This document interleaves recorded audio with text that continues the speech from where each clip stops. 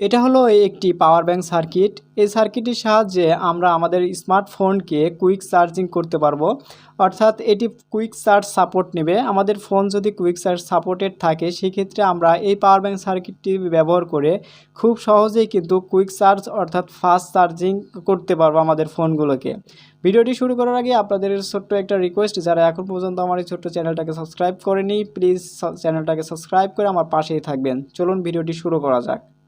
এখানে আমাদের সার্কিটের মডেল নাম্বার হচ্ছে P5328P আর এই সার্কিটের ভার্সন নাম্বার হচ্ছে V1.0 অর্থাৎ 1.0 ভার্সনের এই সার্কিটটি।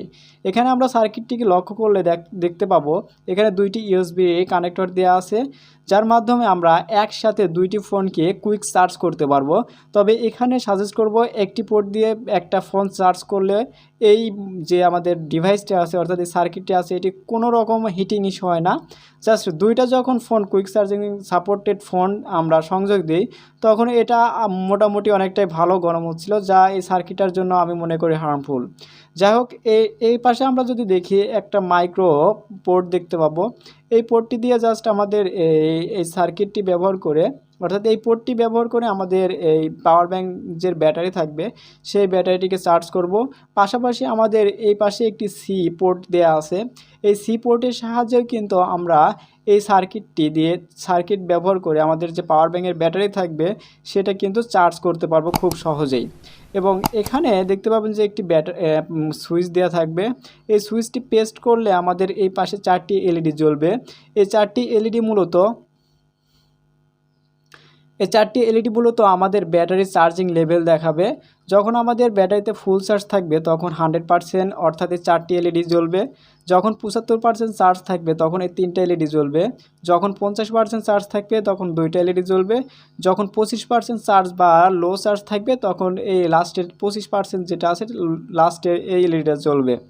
এবং এদিকে দেয়া আছে এটা হচ্ছে ইন্ডাক্টর এবং কন্ট্রোলার হিসেবে একটা মেন আইসি দেয়া আছে সেটি হচ্ছে P5328P। এই সার্কিটের মডেল এবং এই আইসিটির নাম্বার সেম। এখানে আমাদের লক্ষ্য করলে দেখতে পাবো দুইটি কানেক্টর রয়েছে, যেখানে লেখা রয়েছে B+ এবং B-।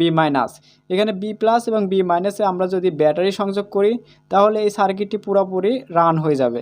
তো চলুন একটি ব্যাটারি আমরা ইউজ করি। এখানে ব্যাটারি হিসাবে আমি পুরাতন ল্যাপটপের ব্যাটারি সেল ইউজ করছি। এখানে দুইটি সেল আমি প্যারালাল করেছি এবং প্রতিটি সেলের ব্যাটারি ভোল্টেজ 3.7। আমরা জানি এই সার্কিটটিতে কিন্তু 3.7 ভোল্টই ইনপুট দেওয়া যায়। এখান থেকে আমরা কিন্তু আউটপুট পাবো 5 ভোল্ট, 9 ভোল্ট এবং 12 ভোল্ট। আর এখান থেকে সর্বোচ্চ আমাদের 18 ওয়াটের যে ফাস্ট চার্জিংগুলো কুইক চার্জিংগুলো আছে সেইগুলোই কিন্তু করতে পারবো, বা 30 বা 35 ওগুলো কিন্তু এটা দিয়ে করতে পারবো না। এটা জাস্ট 18 ওয়াট পর্যন্ত ফাস্ট চার্জিং সাপোর্ট নেবে। সো যাই হোক, আমরা জাস্ট এখানের যে নেগেটিভ এবং পজিটিভ ব্যাটারিটি সংযোগ করে নিচ্ছি।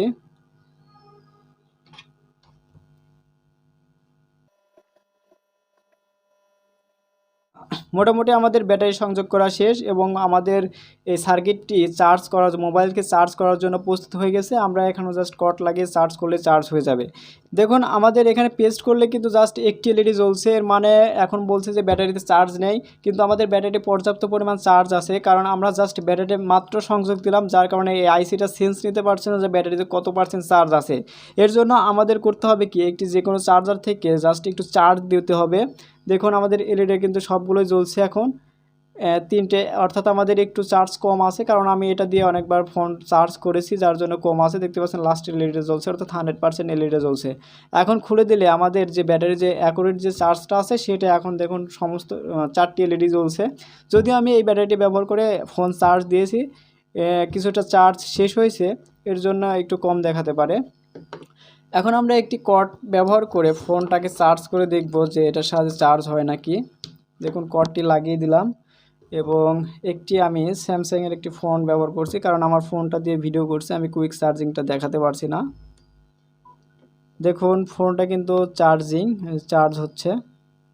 এই মুহূর্তে আর কোনো কুইক চার্জিংয়ের ফোন না থাকায় আমি কুইক চার্জিংটা দেখাতে পারছি না, তবে এটা মোটামুটি অনেক ভালো কুইক চার্জ করতে পারে আমার টেস্টেড করা, যার জন্য আপনাদের সাথে শেয়ার করলাম। ভিডিওটি যদি ভালো লেগে থাকে তাহলে অবশ্যই একটু লাইক কমেন্ট করবেন, আর আপনি যদি আমার চ্যানেল নতুন হয়ে থাকেন তাহলে প্লিজ চ্যানেলটাকে সাবস্ক্রাইব করে আমার পাশেই থাকবেন।